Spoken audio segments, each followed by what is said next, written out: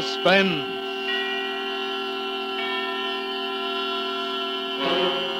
Autolite and its 96,000 dealers present Miss Lucille Ball and Mr. Desi Arnaz in The Red-Headed Woman, a suspense play produced and edited by William Spear.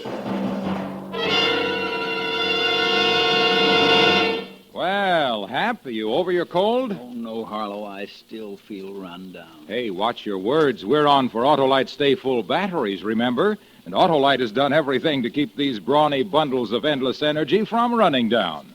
Why, Autolite Stay Full batteries have extra water reserve above the plates to foil failure from lack of liquid. Need water only 3 times a year in normal car use.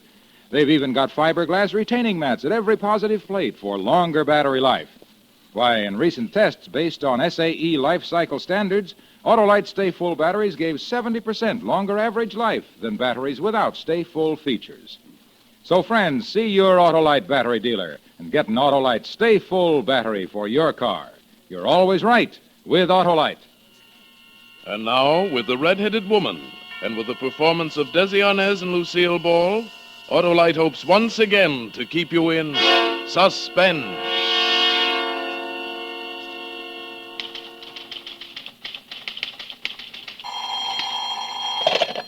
Jensen Corporation. Hello? Hello, Linda? Yes. Oh, hello, Frank. Oh, look, darling, I thought I told you not to call I know. me. I shouldn't call you at the office. I'm sorry, Redhead, but I had to talk to you. You see, Oh, darling, you sound so grim. Is there anything wrong? Oh, this is going to be tough, Linda, but you see, it's kind of hard to explain, but... Well, go on, dear. You can tell me anything. You know that. Oh, you're sure swell, Linda. That's why it's so hard to tell you.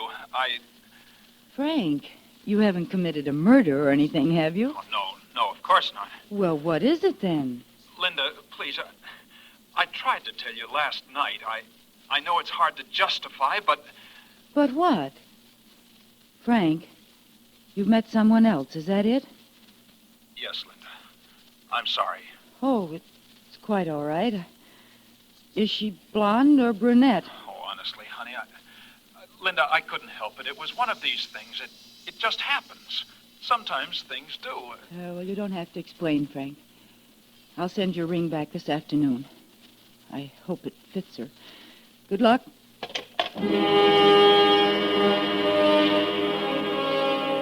Tears came, and then I tried to laugh it off. And then I felt myself getting good and mad. What a fool I'd been. For 2 years, my every thought, my every move had been patterned toward Frank's wishes and welfare. Other girls, the selfish type, were holding their men. It was, well, I'd made up my mind that the future would be different.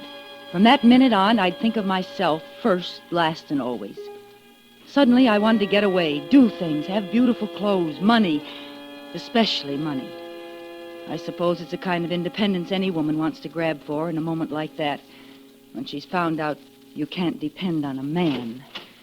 Good morning, Glinda. Oh, good morning, Mr. Jensen. Feeling all right? Of course. Why shouldn't I? Well, I don't know. You just seemed a little despondent. No, I'm fine. Good. Oh, will you put this away for me?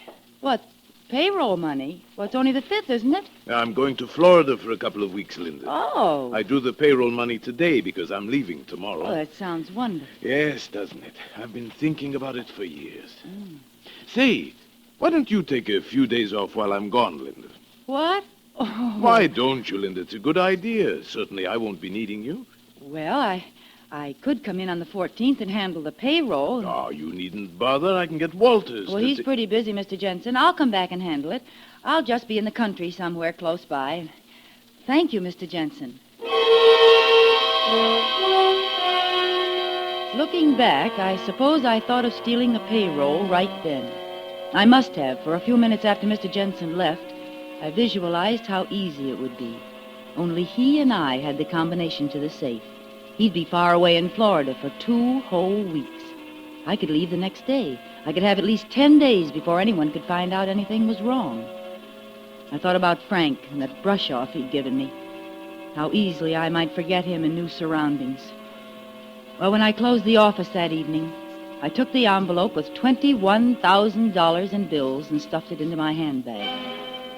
Then, I don't know why, I took the gun Mr. Jensen always kept in the safe.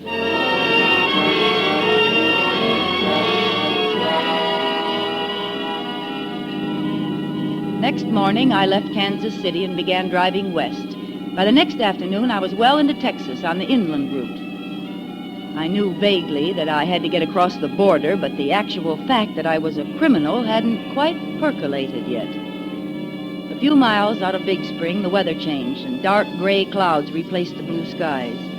Then I came to a roadblock, and I had to detour. It was a winding, makeshift road of dirt that stretched on and on for miles. I hated going so slow, but there wasn't anything I could do about it, so I switched on the radio and tried to feel comfortable and forget what I had done. Then a few drops of rain splashed against the windshield, and I hoped that I'd make the main highway before it really let loose. It was then that I heard the announcement. This afternoon, in one of the most daring daylight holdups in Texas history, the 7th Bank of Abilene was robbed of $40,000. As far as is known, only 2 persons participated. A tall, dark-complexioned young man wearing a light gray suit and hat, and an attractive, red-haired woman dressed in a green suit. In effecting their successful getaway, one of them shot and critically wounded an elderly bank guard, a veteran of World War I. The couple left in a green panel truck and are believed headed in the general direction of El Paso. More news after our next music.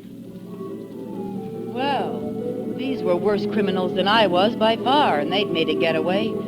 I shut off the radio. To my right, black letters loomed suddenly against the yellow background of a sign. Midland, Odessa, Pecos. I slowed down to 30, rounding a series of blind curves. Coming around the last one, I saw a man standing in the middle of the road. I jammed on my brakes to keep from hitting him. He started walking toward me. I'm very sorry to bother you this way, but my car is out of gas, and I was wondering, could you perhaps let me siphon a little from your tank? Well, sorry, but I'm low myself. Oh, please, don't be like that. I've been waiting here for hours. You're the first car I've seen. I would just take a little. Well, I can't. Honestly, All right. Then perhaps you would be so kind as to give me a little lift to the next gas station? Well, Oh, come on now. Don't you believe in the good neighbor policy? Well, all right. Get in. Thanks. Thanks a lot.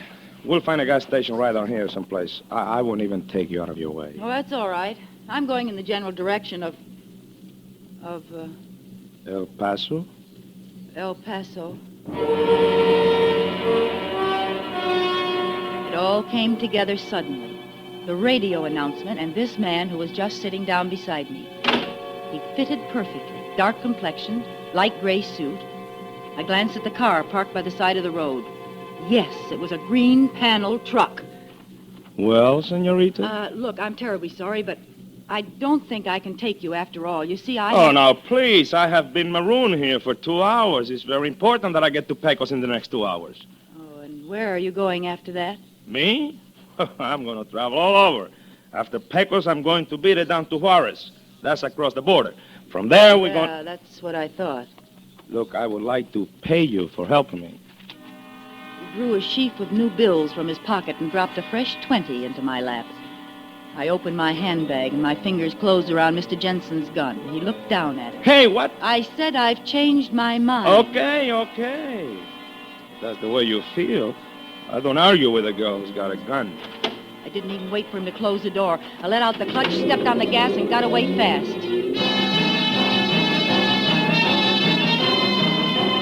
When I finally reached the highway, I speeded up still more. I'd had a bad scare. I wanted to talk to someone about anything and forget that man. Maybe that was why I was so relieved when I came to the little town of Pecos and saw the carnival a short distance ahead, and why I stopped to look at it. Even from the car, the bright lights and the people and the carousel, gaily painted horses going round and round made me feel less lonely. I wanted to get out and mingle with the people and drink some pink lemonade and buy a red candied apple. Go in one of the midway tents and see Tortoro, the sword swallower, and Lopez, the ventriloquist. But instead, I ate a hot dog in the car and bought a silver ashtray from a little Indian girl. Then a sudden burst of thunder reminded me of the approaching storm. I started the car and left the carnival behind me. Soon afterwards, it began to rain. Then a cloudburst hit.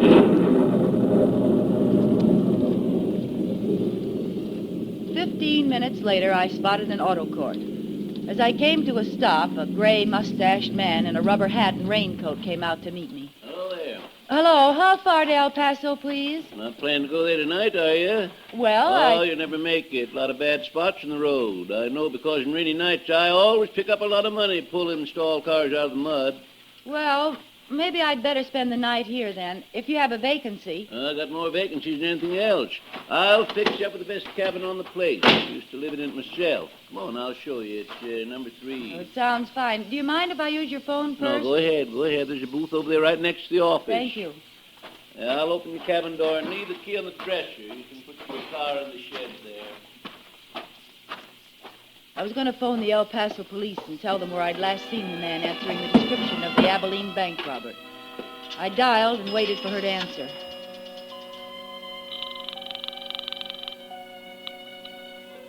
Operator? And then I remembered something. There should have been a woman, too. A woman with red hair, but the man had been alone. Operator? After all, there was more than one green truck in the world. More than one dark young man. Operator?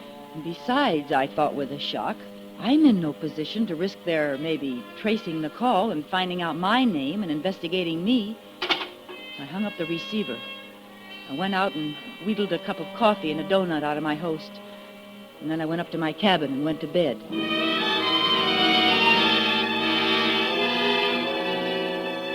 I woke up about 10 o'clock. A car had driven up and stopped right outside my window. The headlights were shining in. When I got up to pull down the shade, I saw the car. It was the green panel truck I'd seen on the road, and this time a woman was in the front seat. Then the proprietor and the other man came out of the cabin next to mine. All right. I lowered my shade and then listened to I'll them wait as till they the storm approached is my over, window. and then I'll go on to El Paso. Is it all right if I leave my truck out here? Oh, sure. There's a garage in back if you want to use it. No, thanks. I'll just park it here near to the door. I heard him enter his cabin. I locked my door and sat down on the bed. It was very quiet next door. Finally, I guess I must have dozed off. But then, all of a sudden, I was awake again. Voices, a man's and a woman's, were coming from the cabin next door. I got up, opened my window very quietly, and listened. Half of them on here, it's mine, Jose. I don't think you had better forget that. If you do, you will be sorry, very sorry. You are wrong, Carmencita. It will not be me who is sorry. What do you mean? It shouldn't be difficult for you to figure that out. You mean? Oh, but that is so funny. You couldn't get along without me. No, not even for 1 week. Not 1 week. I would not laugh if I were you, Carmen. Wait, Jose. Don't do it. You're just trying to be funny. No, you don't do it. Jose, no. Please don't. After that, everything was quiet. I was stunned, frozen. Then I heard his door open. I hurried to my window and carefully raised the shade a few inches. It was quite dark, and at first I could only hear his footsteps. And then I saw him. He snapped on a flashlight, looked around with it. He was carrying a roll of blankets, and he put it down carefully in the wet grass. Then he opened the rear door of the green panel truck. There was a long, oblong box on the floor.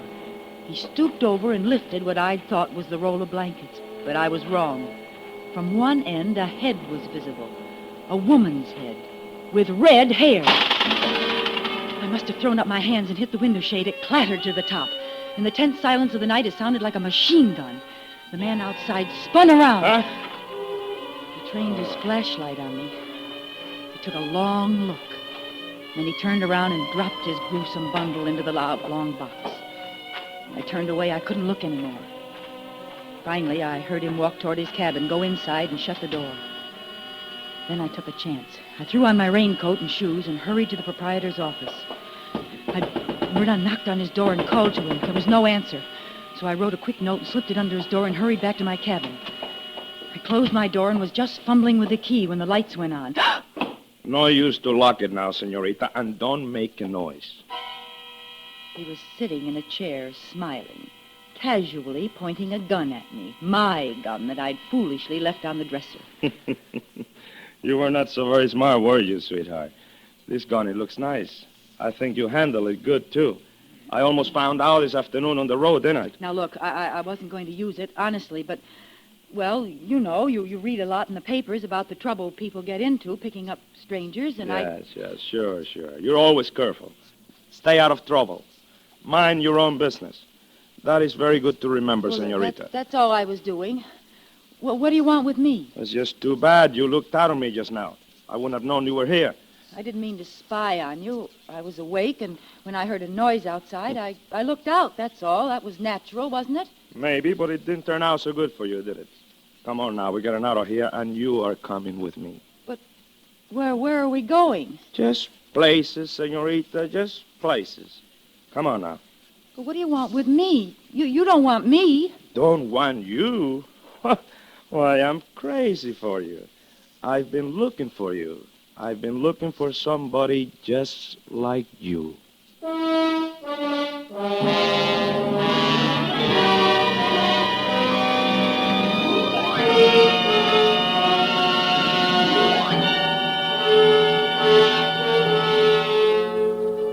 Autolite is bringing you Miss Lucille Ball and Mr. Desi Arnaz in The Red-Headed Woman, tonight's production in radio's outstanding theater of thrills, Suspense.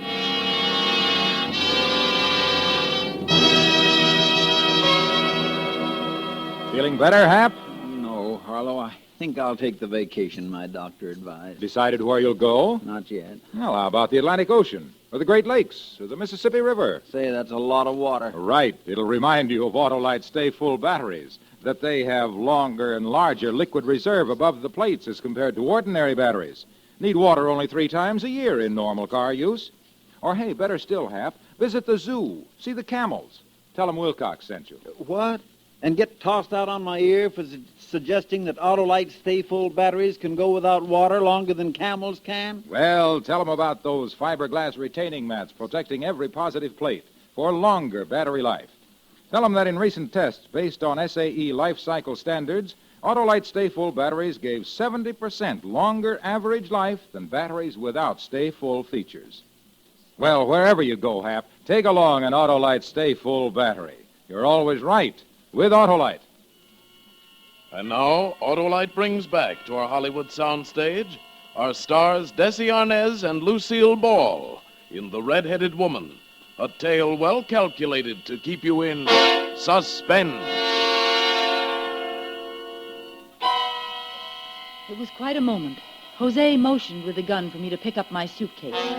And right then the door opened and the proprietor came in. I got your note, miss.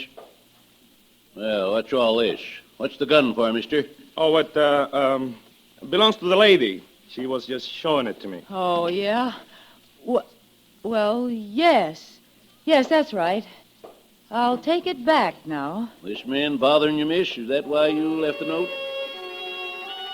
Yeah, I'd remembered my position again. I'd thought of the $21,000 in my handbag. I wanted this murderer locked up, but I didn't want to risk too much investigation. I wasn't bothering her. No, I just thought I heard someone at the window. And when I couldn't find you, I went next door, and this gentleman was kind enough to... Yeah. Guess I owe you an apology, mister. But then when I saw you with a gun... It's okay. Forget it. Forget it, amigo. Sure. Well, good night. All right, you stand over there. Well, I guess you must be crazy for me, eh? To lie for me like you did? No, I'm just fond of myself. Things have kind of changed, haven't they, Jose? Oh, you know my name, too. I know all about you. Really? Yes, I guess things have changed. All right, now. That was a good idea you had before about leaving here. Come on, pick up my suitcase. Yes, ma'am. Where are we going? Like you said, places, Jose. Just places. Now walk quietly. My car's right outside. Anything you say, senorita.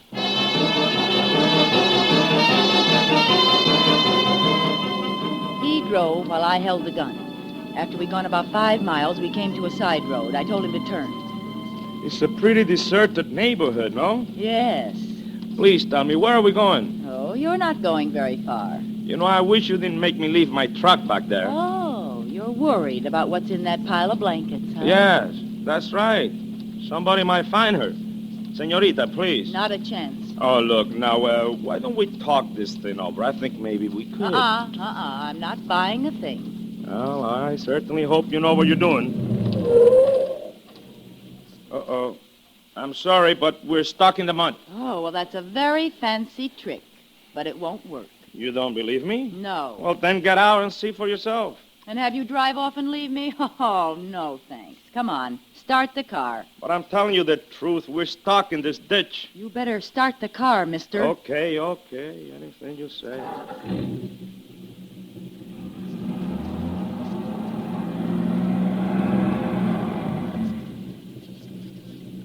You see? Try it again. All right, but it'll only get us in deeper.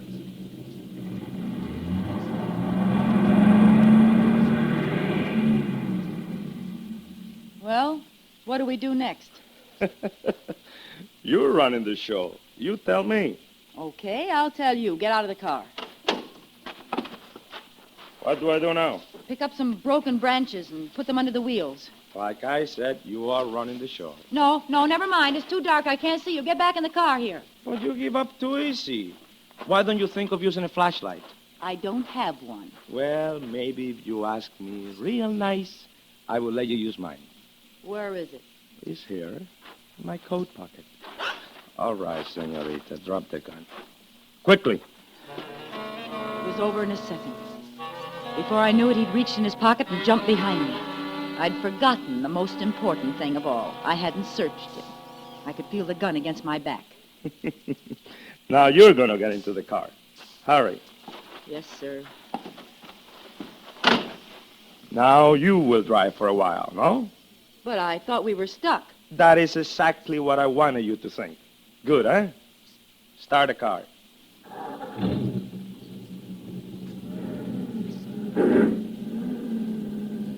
You know, senorita, you should have searched me before we started. Yes, I've already figured that out. Yeah. But this whole thing is kind of new to me. Oh, come on. Let's quit the kidding. You know, I think you would have been very surprised if you would have searched me. You know why? Nothing would surprise me. Oh, I think so. Because you wouldn't have found any gun. Only this. A flashlight. It feels very much like a gun against your back, doesn't it? Especially when you're very frightened. Look, let me go. I swear I'll never bother you again. You won't bother me, not where you're going. You won't bother anyone. Drive a little faster, please.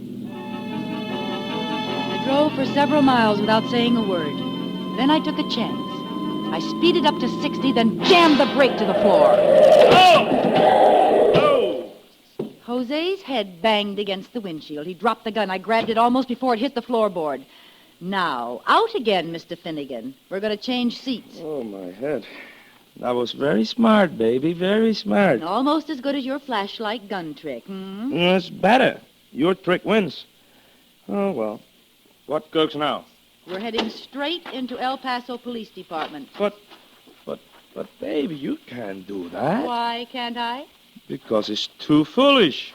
And the senorita is not a fool. No, the senorita isn't. That's why you're driving straight to El Paso and the police. Yes, ma'am. Whatever you say. I certainly hope you know what you're doing. The senorita has learned a lot in the last few hours. Drive carefully. He shrugged his shoulders and settled back behind the wheel. I decided I'd been needlessly concerned about the police. After all, no one knew I had the $21,000 in my handbag. No one even knew it was missing. When I handed the police the man they were looking for, they wouldn't bother about me. They would accept my statement that I was just a secretary on my way to Mexico for a vacation. As we entered the outskirts of El Paso, I switched on the radio and settled back to enjoy it. And now our Texas roundup of the latest Texas news. Texans who expect quick and speedy action when it comes to lawbreakers in our state won't be disappointed when they hear the outcome of the bank holdup and killing of a guard in Abilene 2 days ago. What? What's that? Be quiet, Two culprits, Manuel Milani, a non-Texan, and Betty Murphy, a red-haired Californian, were apprehended today in Big Spring, only 61 hours after their spectacular holdup of the 7th Bank of Abilene. Both freely confessed to the crime. The bravery of our Texas... Hey, wait a minute. You wait a minute. Stop the car. Now, I don't believe it. Neither do I. You don't? All right, then. Who was it you killed? Me? I didn't kill Oh, anybody. stop it. It was your accomplice. I heard the argument, and then you killed her, and then you... Oh, you're crazy. What do you mean I'm crazy? Right this minute, there's a red-haired woman dead in the back of your truck. What? That... Oh.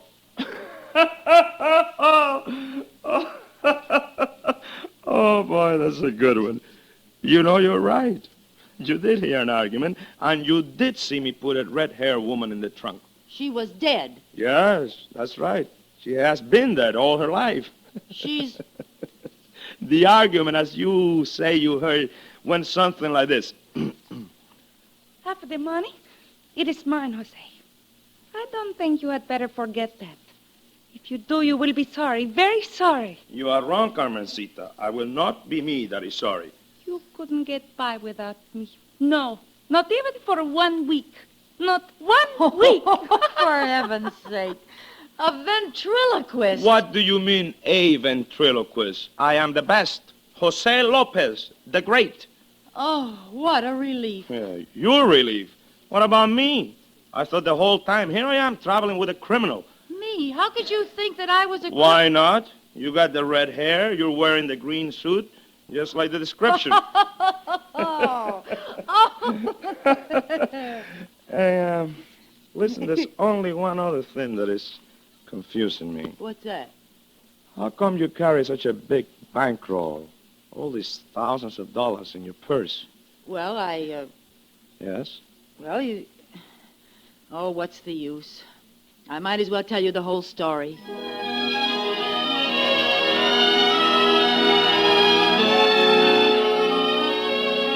And you know, I found myself doing it. And Jose explained to me how silly I'd been to ever try such a thing. And then it struck us that it was still only the 13th of the month. So we drove back to Kansas City together. I put the money back, and the payroll went off just like it always does. And oh, that Jose. He's so cute and so wonderful. Hey, baby, come on. Hurry up with that dinner, will Yes, you? Jose, dear. Hey, what are we going to eat tonight, baby? And it better be something good, you know. A husband can testify against his wife. Same as usual, amigo, baby. Enchiladas with tacos and hot sauce. Yum, and yum, chili yum. with tamales.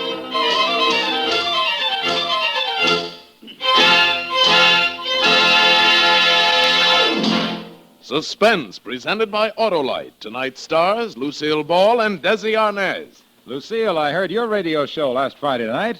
Like it? Sure, swell show. Mind if I get in? Of course not, Desi. I warn you, Desi. Harlow will try to sell you an Autolite Stay Full battery. Oh, me, I'm sold already. That's just what I was going to tell Harlow. His product is terrific. Why, thanks, Desi and Lucille. Autolite Stay Full batteries are, as Desi says, terrific. They need water only 3 times a year in normal car use. Yes, sir, their extra liquid load above the plates as compared to ordinary batteries helps lick a leading cause of battery failure.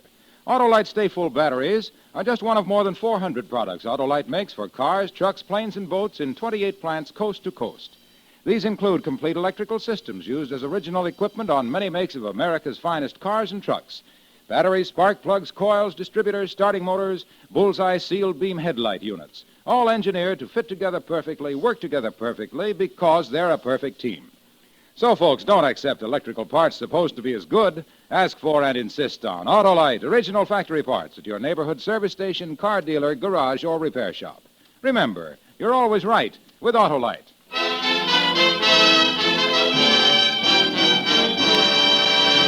Next Thursday for Suspense, Burt Lancaster will be our star. The play is called The Long Wait, and it is, as we say... A tale well calculated to keep you in suspense. Tonight's Suspense play was produced and edited by William Spear and directed by Norman MacDonald. Music for Suspense is composed by Lucien Morawek and conducted by Lud Gluskin. The Red-Headed Woman is an original play by Nancy J. Cleveland. Lucille Ball will soon be seen co-starred with Bob Hope in the Paramount picture Fancy Pants, and may be heard in her own Jell-O show, My Favorite Husband, every Friday night over most of these same CBS stations.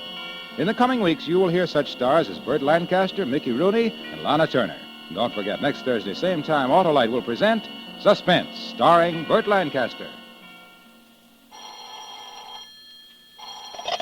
You can buy Autolite Stay Full batteries, Autolite resistor spark plugs, Autolite electrical parts at your neighborhood Autolite dealers. Switch to Autolite. Good night. This is CBS, the Columbia Broadcasting System.